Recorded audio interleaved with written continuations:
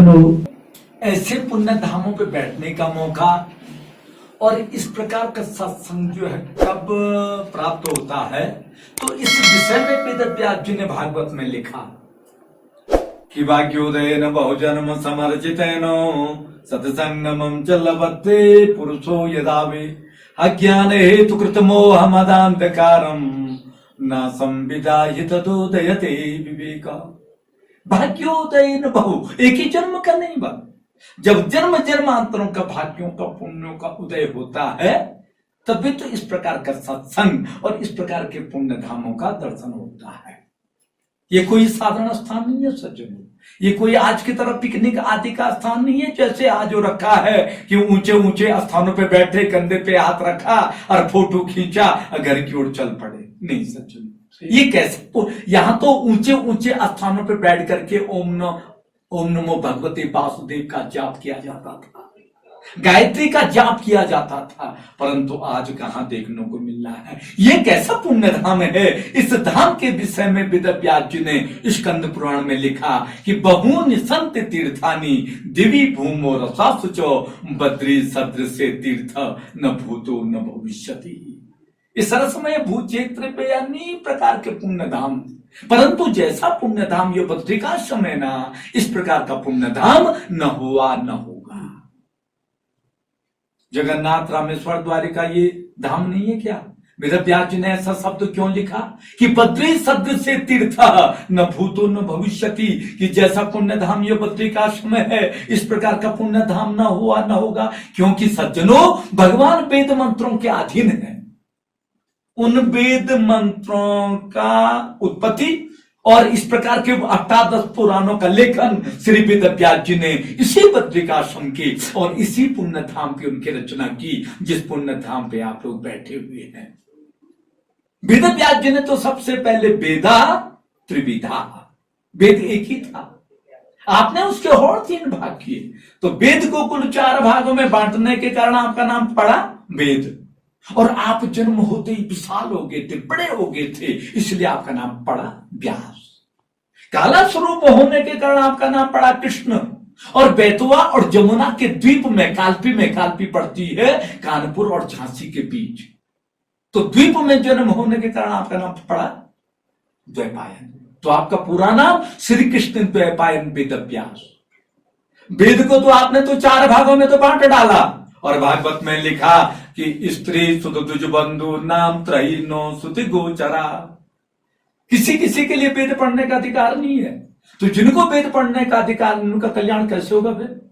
अरे भगवान के खाते में तो सबका कल्याण होना चाहिए, चाहे वो किसी जाति का हो, किसी धर्म का हो, चाहे स्त्री हो चाहे पुरुष हो। तो कौन एक ऐसा ग्रंथ होगा जिसमें वेदों का भी रहस्य हो, पुराणों का भी रहस्य हो, शास्त्रों का भी रहस्य हो?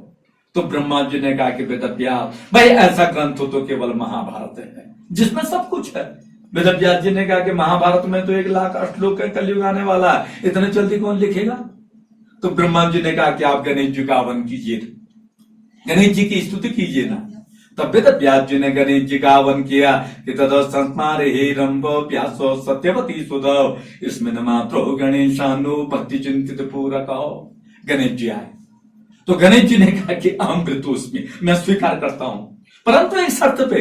तो क्या शर्त थी गणेश जी की?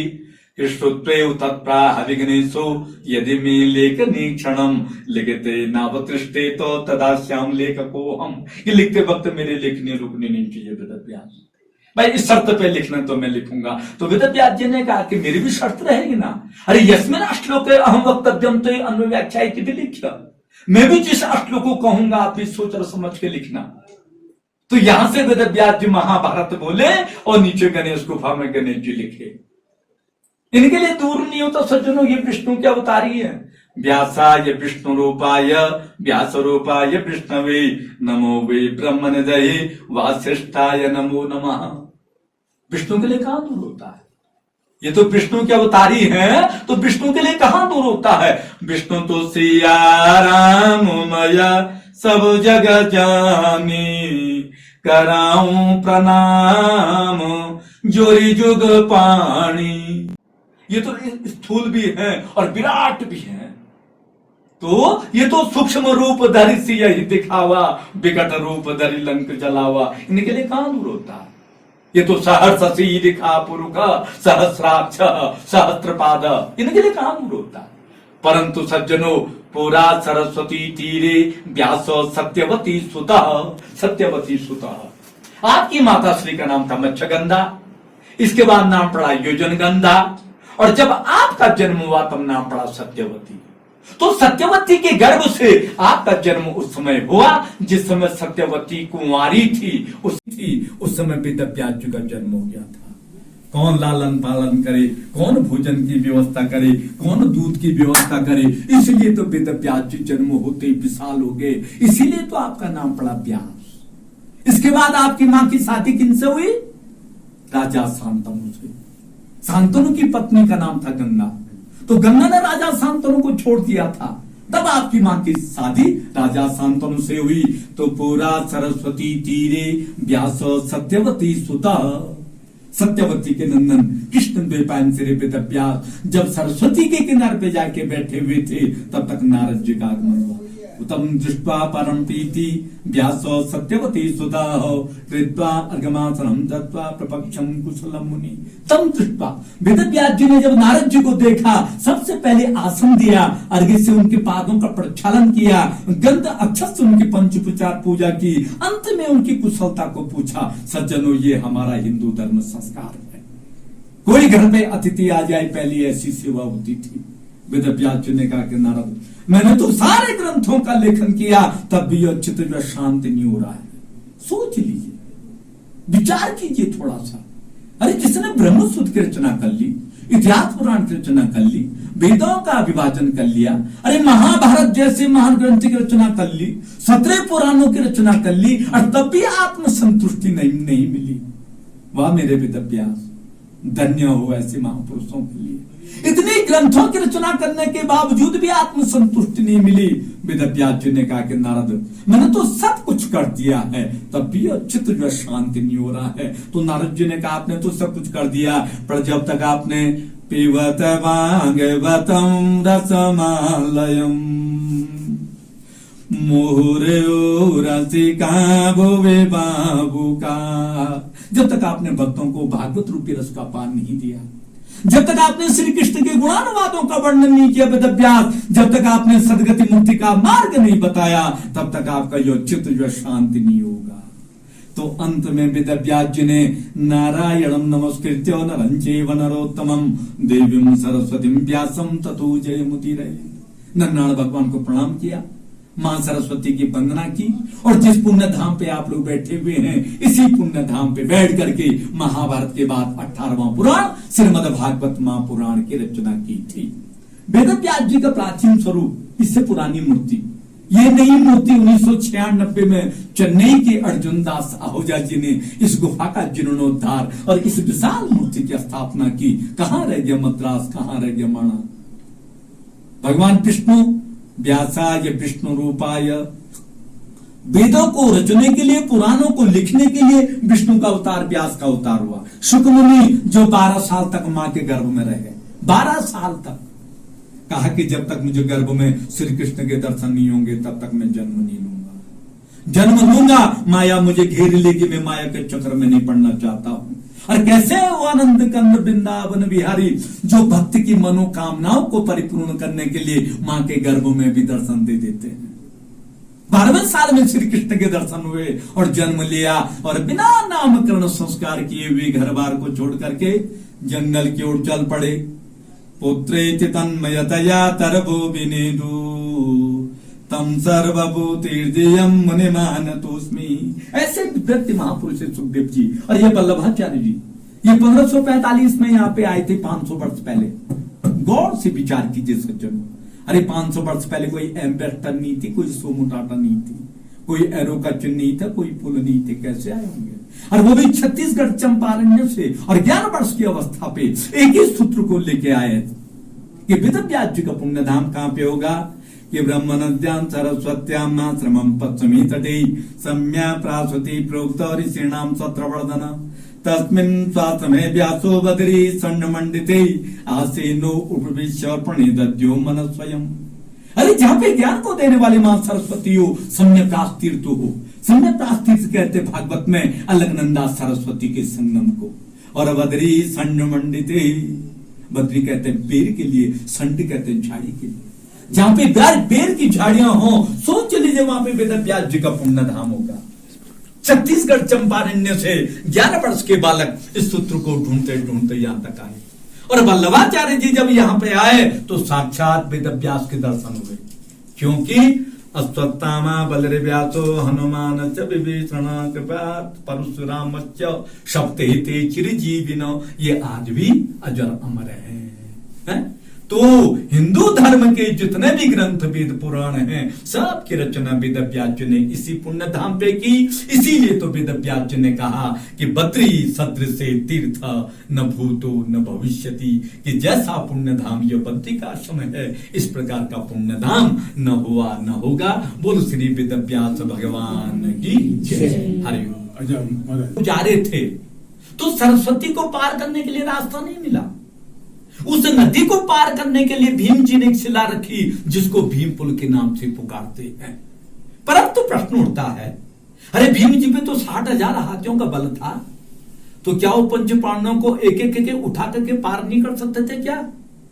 इतने बड़े पत्थर रखने की क्या आवश्यकता थी उनको? इसमें हमारे शास्त्र ने क्या उत्तर दिया? अरे सरस्वती स्त्री का स्वरूप है। यत्र नाजस्त पूज्यन्ते रमन्ते तत्र देवता। हमारे हिंदू धर्म में स्त्रियों को लांघना पाप मानते हैं, इसलिए उस सरस्वती रूपी नारी को लांघा नहीं, साक्षी पहले एक शिला रखी, उसी शिला से होके गए, जिसको भीमपुल के नाम से पुकारते हैं। फिर प्रश्न उठा, अरे हस्तिनापुर कुरुक्षेत्र से पंच पांडव लोग वहां से यहां तक आए, तो और भी तो नदियां पड़ी होंगी रास्ते में, तो उनके ऊपर जाके शिला क्यों नहीं रखी? यहीं पे आके शिला क्यों रखी? फिर शास्त्र ने उत्तर दिया, अरे यहां से नीचे का किया हुआ पाप उसका प्रायश्चित धर्म क्षेत्र पे हो जाता है, परंतु धर्म क्षेत्र पे किया हुआ पाप उसका प्रायश्चित कहीं नहीं होता है। इसलिए उस सरस्वती रूपी नारी को लांघना नहीं। वहां से आगे बात सुधारा, वहां पे धर्म जी ने जाके तपस्या की। धर्म दक्ष द्वितर्य जनिष्ठ मूर्त्या नारायणो नरसी प्रवर प्रशांतो कर्म लक्षण चचाट कर्म योद्धा पेचा श्री सेवितांग्री, कि वहां पे नरनाड़ के पिता मूर्ति के पतिदेव धर्म जी ने जाके तपस्या की हैं। परंतु सज्जनों, आज भी शास्त्र के अनुसार वासुधारा का अमूल्य पानी सबके ऊपर नहीं पड़ती है। आज भी वहां पे जाके धर्म और अधर्म की पहचान होती सज्जनों, क्योंकि ये बद्री का आश्रम है, ये तपस्या का स्थान है, ये सदगति मुक्ति का स्थान है सज्जनों। ये कैसा पुण्य धाम है, इस धाम पे आने से शबायाभ्यंतर शुचि, दोनों ओर की शुद्धियों का ज्ञात हो जाता है। बाहर की शुद्धि के लिए भगवान ने गर्म पानी की व्यवस्था की, तप्त कुंड की व्यवस्था की। इतना गर्म पानी अगर हीटर पे होता ना गर्म, तो कितना बिजली का बिल पड़ता है? और अंदर की शुद्धि के लिए भगवान बद्री विशाल साक्षात विराजमान है।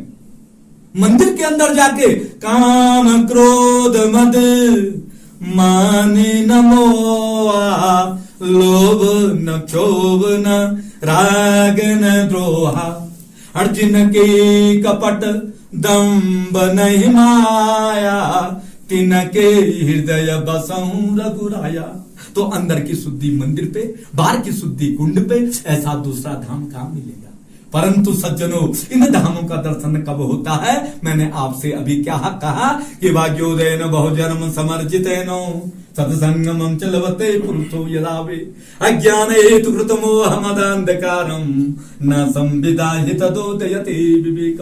जब मानव के जन्म जन्मांतर के भाग्यों का पुण्यों का उदय होता है, तभी तो इस प्रकार का सत्संग और इस प्रकार के पुण्य धामों का दर्शन होता, वरना नहीं। बोलो श्री वेद व्यास भगवान की जय। जा रहे थे तो मां सरस्वती कोलाहल कर रही थी।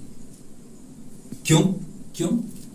अरे पहले तो वेद व्यास जी ने सरस्वती के किनारे पे जाके ही ज्ञानोपार्जन किया। और ज्ञान को देने वाली तो मां सरस्वती है ना, तो वहीं पे जाके ज्ञानोपार्जन किया और यहां पे आके अष्टादश पुराणों का लेखन किया। तो आज सारे मनुष्यों के मुखारबिंद से व्यासाय विष्णु रूपाय, यो सारा संसार जो है विष्णुमय है। अब मां सरस्वती को मन में विचार हुआ, अरे जिसको मैंने ज्ञान दिया और आज सारी दुनिया उन्हीं की उपासना कर रही है, तो मैं शब्द कर देता हूं, तू कैसा लिखता गणेश। अब वेद व्यास जी समस्या में पड़ गए। गणेश जी से वार्तालाप करूं तो सरस्वती कोलाहल कर रही है, और सरस्वती से वार्तालाप करूं तो गणेश जी ने पहले शर्त रखी हुई है कि श्रुत्वेव तत्प्राह विघ्नेशो यदि मे लेखनी क्षणम लिखते नावतिष्ठे तो तदाश्याम लेखको हम, कि लिखते वक्त मेरी लेखनी रुकनी नहीं चाहिए। अब वेद व्यास जी समस्या में पड़ गए।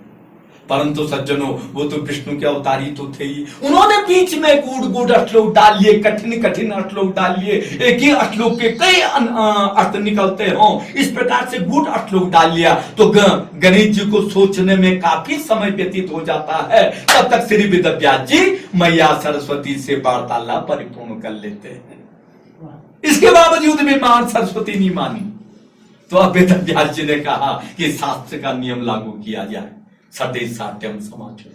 जो कहना नहीं मानता है उसको दंड देना अति आवश्यक है। तो वेद व्यास जी कहते क्या, नहीं मानती है तो जाओ, तुम्हारा नाम यहीं तक रहेगा, यहां से आगे आपका नाम नहीं रहेगा। इसलिए कहते हैं कि मां सरस्वती का कुछ पानी पाताल की ओर जाकर के और प्रयागराज इलाहाबाद में जाकर निकलता है, और आधा पानी सरस्वती का रूप बना के भीम पुल के नीचे नीचे होकर के अलकनंदा में संगम होता है। इसको केशव प्रयाग कहते हैं। तमो वाचा ऋषि केशव प्रयाग क्यों कहा? क्योंकि इस गांव का नाम है माना।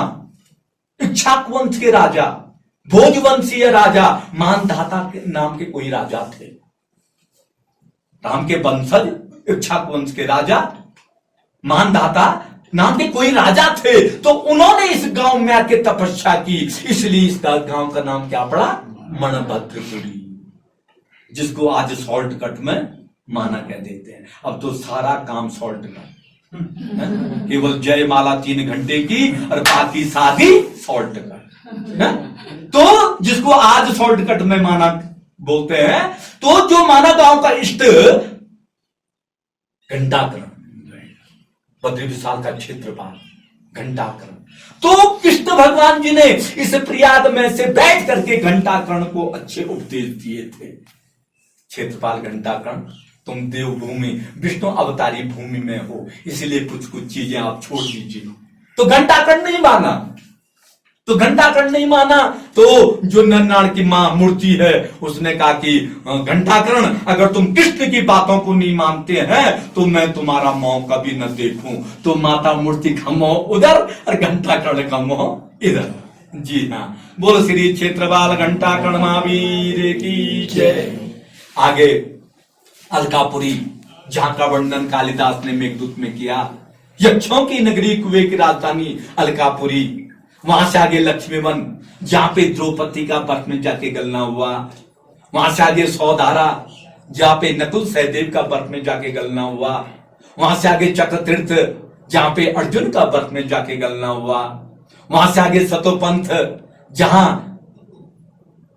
भीम जी का बर्फ में जाके गलना हुआ। वहां से आगे स्वर्गारोहण। कहते हैं कि जब धर्मराज युधिष्ठिर स्वर्ग की अंतिम सीढ़ी पे पहुंचने वाले थे, भगवान ने कहा इनकी परीक्षा ली जाए, ये स्वर्ग में पहुंचने वाले हैं। उनके साथ तो धर्म रूपी कुत्ता तो था ही। अंत पे कुत्ते पे कीड़े पड़े हुए, कुत्ता जमीन पे लेटा हुआ। धर्मराज युधिष्ठिर जी ने कहा कुत्ते के कीड़ों को निकाल दो, कुत्ता तो बच जाएगा, परंतु बिना खा के कीड़े मर जाएंगे। मेरा सत्य और धर्म क्या रहा? धर्मराष्ट्र जो है उस कुत्ते के कीड़ों की जान को बचाने के लिए मांस, अपने मांस वाले स्थान को फाड़ करके, साफ लिखा हुआ है महाभारत में कि द्वाभ्याम अक्ताभ्याम कीटिका मुत्थायो स्वजं दद्या। उस कुत्ते के कीड़ों को दोनों हाथों से बटोर करके और मांस वाले स्थान पे डाल देते हैं। यहीं से भगवान का पुष्पमान आकर के धर्मराज को पुष्पमान में बैठा करके और बैकुंठ की ओर ले चलते हैं। बोलो भगवान बद्री विशाल की जय, आज के आनंद की जय।